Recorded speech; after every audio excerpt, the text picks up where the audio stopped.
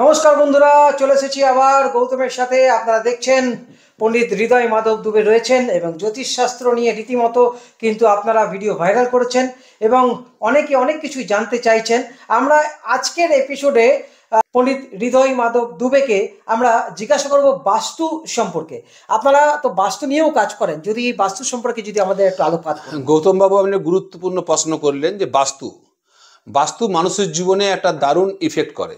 বাস্তু যদি আপনার শুভ হয় তাহলে কিন্তু বাড়িতে সুখ শান্তি ধন সমৃদ্ধি শিক্ষা সব কিন্তু দিনের পর উত্তর শ্রীবৃদ্ধি ঘটবে।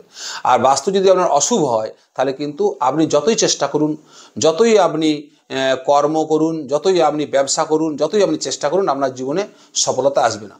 আপনি যদি পারিপার্শ্বিক আপনার আত্মীয় স্বজন সহ বিভিন্ন বন্ধু বান্ধবদেরকে একটু লক্ষ্য করেন যে একটা মানুষ দিনের পর দিন বহু চেষ্টা করছে কিন্তু সাকসেস হতে পারছে না, তার বাস্তুটা বিচার করান, বাস্তুর দেখবেন দোষ আছে। আপনি বাস্তুর দোষ কিভাবে বিচার করেন আমি ছোট্ট একটা টপিক দিয়ে এখানে বলছি। বাস্তু স্বাভাবিক সমারঙ্গন সূত্রধর যে বিশ্বকর্মা আমাদের বিভিন্ন ধরনের বড় বড় বাস্তু বা ভাস্কর্য তৈরি করেছিলেন, সেই বিশ্বকর্মা বিরচিত সমারঙ্গন সূত্রধর্মের বিখ্যাত বাস্তু গ্রন্থ আছে। ময়মতম বলে বিখ্যাত বাস্তু গ্রন্থ আছে। সেই বাস্তু গ্রন্থ অধ্যয়ন করার পর আমি একটা ছোট্ট জিস্ট এখানে আপনাদের কাছে বলছি। 4 রকম বাস্তু আছে।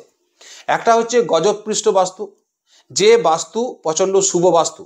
যদি কোনো পরিবার গজপৃষ্ঠ বাস্তুতে বসবাস করছেন, সেই পরিবারের দিনের পর দিন শিক্ষার যোগ্যতা পরিবারে বাড়বে। আইপিএস আইএস ডাক্তার ব্যারিস্টার সেই পরিবার থেকে বার হবে এবং শিক্ষার মাধ্যমে শিক্ষাকে মূল কেন্দ্র করে তাদের জীবনে ধনাগম ঘটবে এবং সেই পরিবার দিনের পর দিন শ্রীবৃদ্ধি ঘটবে এবং এলাকার মধ্যে বিখ্যাত একটা পরিবারে নিজেদিকে তুলে ধরবে। এটা গজপৃষ্ঠ বাস্তুতে যারা বসবাস করছেন। আরেকটা বাস্তু হচ্ছে কুর্মপৃষ্ঠ বাস্তু। এই কুর্মপৃষ্ঠ বাস্তু যারা বসবাস করেন তাদের কিন্তু ব্যবসার মাধ্যমে জীবনে ব্যাপক উন্নতি ঘটবে এবং তারা প্রত্যেকেই বড় বড় ব্যবসায়ী হবেন এবং প্রচুর ধনের মালিক হবেন। এই দুটো বাস্তুকে খুব শুভ বাস্তু হিসাবে আমরা ধরি। 3 নম্বর যে বাস্তু হচ্ছে দত্তপৃষ্ঠ বাস্তু। এই দত্তপৃষ্ঠ বাস্তুকে আমরা শুভ বাস্তু হিসেবে ধরি না। এই বাস্তুতে যারা বসবাস করবেন, বাস্তুটা যে পরে দেখলে বুঝে যাবে যে আপনার বাস্তুটা কি বাস্তু। ঈশান অগ্নি, নৈঋত বায়ু, পূর্ব পশ্চিম উত্তর দক্ষিণ সমস্ত দিকটা বিচার করে কোন দিকটা উঁচু কোন দিকটা নিচু, কোন দিকে আপনার মেঘের জল যাচ্ছে, কোন দিকে মেঘের জল দাঁড়িয়ে যাচ্ছে, সমস্ত কিছু বিচার বিশ্লেষণের মাধ্যমে এই 4 প্রকার বাস্তুকে আমরা নির্ণয় করতে পারি। তাহলে কি হলো? এরপরে প্রথমে গজপৃষ্ঠ শিক্ষার মাধ্যমে উন্নতি করবে সেই পরিবার, কুর্মপৃষ্ঠ ব্যবসা আদির মাধ্যমে ব্যাপক উন্নতি করবে পরিবার। এরপর আসছে আমরা দত্তপৃষ্ঠ বাস্তু। দত্তপৃষ্ঠর বাস্তু যারা, তাদের ধন সমৃদ্ধির অভাব না। তো সেই বাস্তুর প্রতিটি মানুষ অহংকারী হবে, মদ্যপান করবে, প্রচণ্ড ক্রোধী হবে, ধনের অহংকারে মানুষের প্রতি টর্চার করবে। সেই বাস্তুর লোকরা এলাকাতে একদম বিভিন্ন ধরনের খারাপ কাজের মাধ্যমে একটা হিরোইজম বা একটা জোর করে দখলদারি তৈরি করবে যারা এই বাস্তুতে বসবাস করেন। এবং নিজেদের মধ্যেও লড়াই ঝগড়া ঝামেলা, ঘরে কাউকে পুড়িয়ে মেরে দেওয়া, এমন এমন ঘটনা সেই বাস্তুতে ঘটবে যেটা একটা দৈত্য বা দানবের পক্ষে করা সম্ভব, একটা সাধারণ মানুষের পক্ষে করা সম্ভব নয়। তাহলে আপনি কি দত্তপৃষ্ঠ বাস্তুতে বসবাস করেন, আপনার ধন থাকলেও সামাজিক সম্মান থাকবে না, আপনার বিবেক থাকবে না। আরেকটা বাস্তু হচ্ছে সর্পপৃষ্ঠ বাস্তু। সর্পপৃষ্ঠ বাস্তুতে বসবাস করছেন, শারীরিক দিক দিয়ে আপনি প্রচণ্ড রুগ্নতা ভোগ করবেন, আপনার শরীর একদিনের জন্য ভালো যাবে না। আপনি প্রচণ্ড ধনবান হবেন কিন্তু আপনি ধন দিয়ে চিকিৎসা করাবেন না। ছেলের হায়ার এডুকেশনের জন্য টাকার দরকার, আপনি টাকা খরচা করতে পারবেন না। আপনার একমাত্র লক্ষ্য হবে টাকা সঞ্চয় করে রাখা এবং টাকা সঞ্চয় করে রাখা। সেই টাকা দিয়ে না ভালো কাজ না খারাপ কাজ, না ভালো খাওয়া না ভালো চিকিৎসা করা, না ভালো পড়া না আমাকে তীর্থভ্রমণ করে যা, কোনো শুভ কর্ম আপনি সেই টাকা দিয়ে করতে পারবেন না। আপনি বাস্তুর উপরে শুধু টাকাটাকে সঞ্চয় করে বসে থাকবেন। এই যে 4 শ্রেণীর বাস্তুর কথা আমি বললাম, যারা আমার এই ভিডিও দেখছেন তারা যদি পারিপার্শ্বিক দৃষ্টি দেখেন যে একটা এলাকাতে আপনি বসবাস করেন, গ্রামে হোক শহরে হোক মহল্লাতে হোক, আপনি দেখুন এই 4 ধরনের মানুষ চোখের সামনে দেখতে পাবেন। দেখবেন একটা পরিবারে একটার পর একটা শিক্ষিত মানুষ বার হচ্ছে, তারা ভালো ভালো চাকরি পাচ্ছে এবং শিক্ষার মাধ্যমে ধন অর্জন করে সমাজে মাথা উঁচু করে বসে আছে। একটা পরিবার দেখবেন বংশ পরম্পরায় ব্যবসা করছে, প্রচুর ধনবান, তারা ওই ব্যবসার মাধ্যমে ধন উপার্জন করে এলাকায় প্রতিষ্ঠিত হয়ে বসে আছে।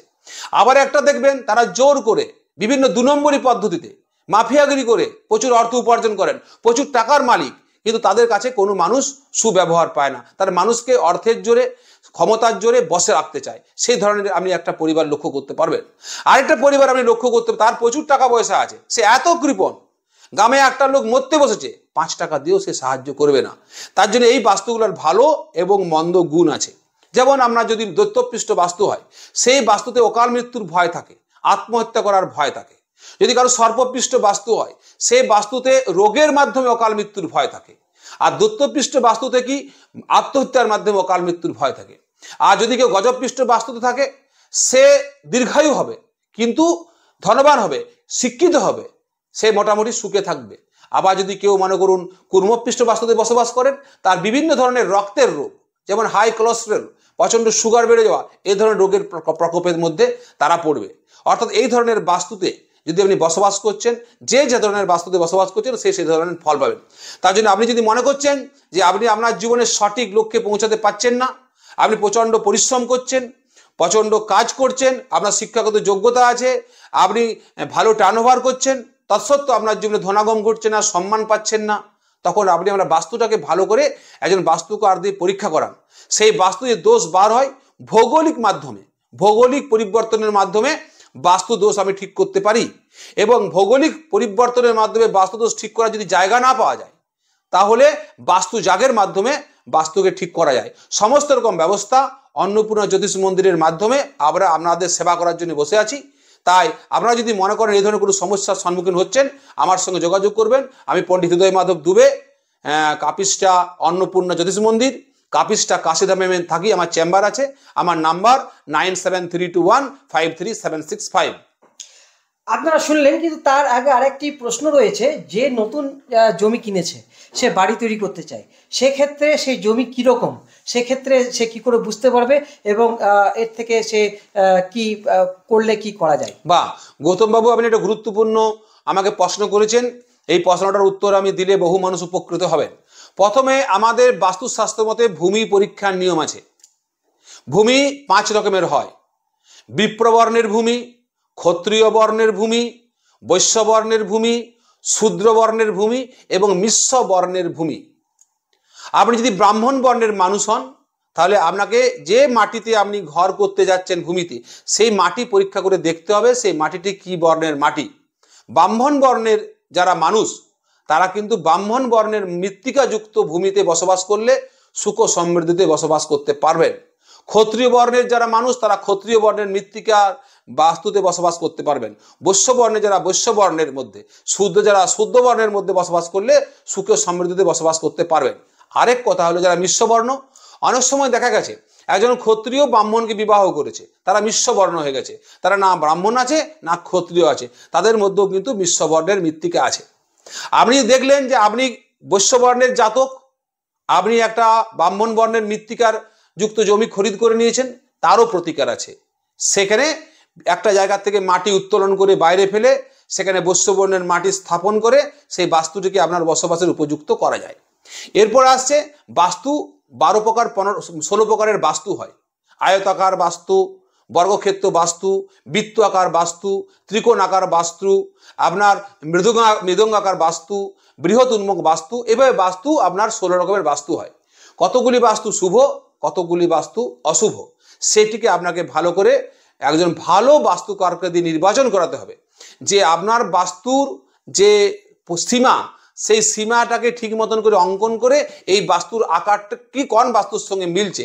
যদি শুভ বাস্তু আকারের সঙ্গে মিলে, তাহলে সেই বাস্তুতে বসবাস করলে আপনার ভবিষ্যৎ ভালো হবে। যদি দেখা যায় যে বাস্তুর আকার শুভ বাস্তুর সঙ্গে মিলছেন না, তখন কোনো জায়গায় কিছুটা জমি ছেড়ে একটু তাকে কম বেশি করে বাস্তুর আকারটাকে সঠিক জায়গায় এনে সেই বাস্তুতে আপনাকে বসবাস করতে হবে। এরপরে আরও বাস্তু পরীক্ষার নিয়ম আছে। সাক্ষাতে যদি যোগাযোগ করে আমাকে বাস্তু দেখানোর জন্য ডাকেন, বিভিন্ন দেখে পরে বাস্তু আপনার নির্বাচন করে দেবো। দুটো জিনিস আপনাকে আমি ভালো করে বলছি, এই দুটো জিনিস মাথায় রাখবেন।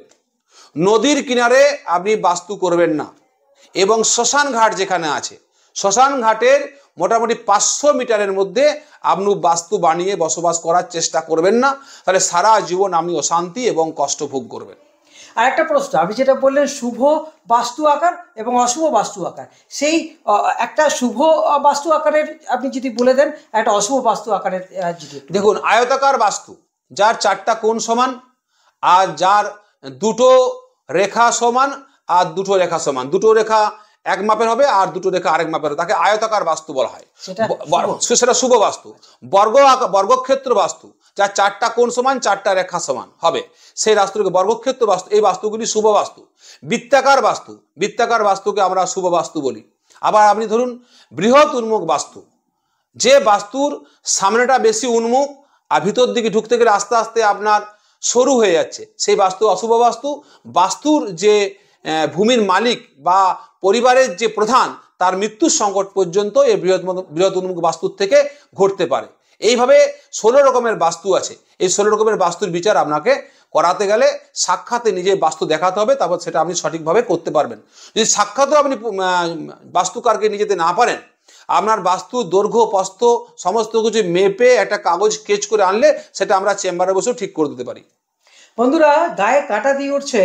এতক্ষণ উনি যে কথাগুলি বলেন বাস্তুর আকার, প্রথমে আমরা যদি ত্রিকোণ যেটা বলি, সেই ত্রিকোণ আকারে অনেক ক্ষেত্রে দেখা গেছে যার জায়গা বাড়ি তৈরি করেছেন ত্রিকোণ আকারে, তিনি কিন্তু কয়েক মাসের মধ্যেই যে বাড়ির মালিক, তিনি কিন্তু অপঘাতে কিংবা কোনো অ্যাক্সিডেন্টে মারা গেছেন। এই কথা কিন্তু আপনার সঙ্গে আমি সহমত, এবং এটা সত্যি ঘটনা দেখাও গেছে, কিছু কিছু ক্ষেত্রে ঘটেছে।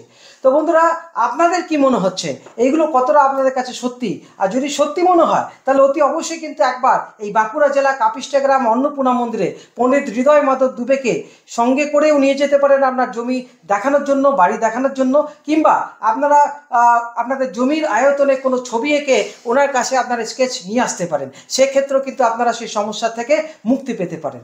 বন্ধুরা, আজকের মতো ব্লগ এখানে শেষ করছি। আশা করি এই ব্লগে আপনারা অনেক কিছু জানতে পারলেন। আবার আসবো আর একটি নতুন ব্লগ নিয়ে। এইভাবে দেখতে থাকুন, ভালোবাসা রেখে যান। আজকের মতো ব্লগ এখানে শেষ করছি। আপনারা ভালো থাকুন, সুস্থ থাকুন। নমস্কার, ধন্যবাদ।